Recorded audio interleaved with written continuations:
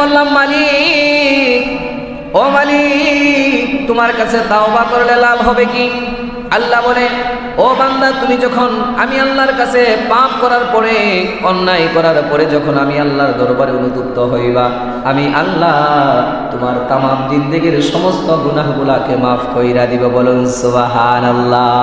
শুধু তাই নয়, আমি আল্লাহ তোমাকে প্রবেশ করাবো, ওয়া ইউদখিলুকুম জান্নাহ, তোমাকে আমি আল্লাহ জান্নাতের ভিতরে প্রবেশ করিয়ে দিব, যেই জান্নাতের মধ্যে তাজরি মিন তাহতিহাল আনহার, যেই জান্নাতের তলদেশের মধ্যে রয়েছে প্রবাহিত ঝর্ণা, যেই ঝর্ণার মধ্যে খুব সুন্দর মিষ্টি পানি থাকবে, মধুর ঝর্ণা থাকবে, দুধের ঝর্ণা থাকবে, শরাবের ঝর্ণা থাকবে, যেই জান্নাত শান্তিময় জান্নাত, ওই জান্নাত আমি আল্লাহ তোমাদের জন্য প্রস্তুত করে রেখেছি। বলুন সুবহানাল্লাহ। মানুষ পাপ করবে, আদম সন্তান পাপ করবে, আল্লাহ জানে। তারপরে আল্লাহ বলেন, আমি আল্লাহর নাম আমি আল্লাহ রাখলাম গাফফার। আমার কোনো বান্দা সারা জীবন গুনাহ করলো, গুনাহ করতে করতে করতে করতে যদি গুনার পাহাড় হয়ে যায়, কিন্তু আমার বান্দা যখন দুনিয়ার মেল ফ্যাক্টরির দরজা বন্ধ হয়ে যায়, দুনিয়ার মানুষের দরজা বন্ধ হয়ে যায়, দুনিয়ার ব্যবসা বাণিজ্যের দরজা বন্ধ হয়ে যায়, সব দরজা 24 ঘন্টার মধ্যে কোনো না কোনো সময় বন্ধ হয়ে যায়, কিন্তু আমি আল্লাহর রহমতের দরজা আমি আল্লাহ আমার বান্দার জন্য একটা সেকেন্ডও বন্ধ করি না।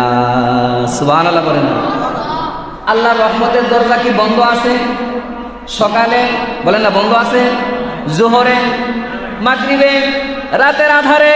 আল্লাহ বলে রাতের বেলায় মানুষের দরজাগুলা বন্ধ হয়ে যায়, মিল ফ্যাক্টরিগুলা বন্ধ হয়ে যায়, কিন্তু আমি আল্লাহ আমার রহমতের দরজাগুলা 24টা ঘন্টায় আমার বান্দাদের জন্য আমি আল্লাহ উন্মুক্ত কইরা দেই। বলুন সুবহানাল্লাহ।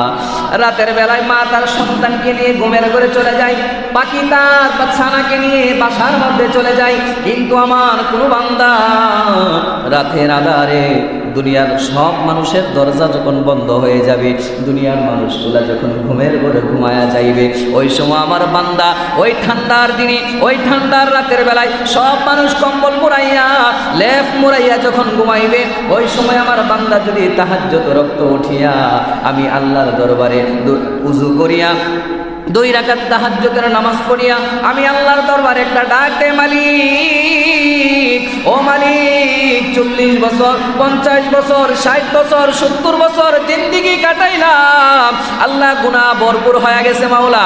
ও মালিক, আমি জানি তুমি ছাড়া আমার কেউ নাই। আজকে মরলে আমার সন্তানগুলা পর হয়ে যাবে, আমার বিবিগুলা পর হয়ে যাবে, আমার আত্মীয় স্বজন পর হয়ে যাবে, সবাই আমাকে শুধু তাড়াতাড়ি বলবে, তাড়াতাড়ি করে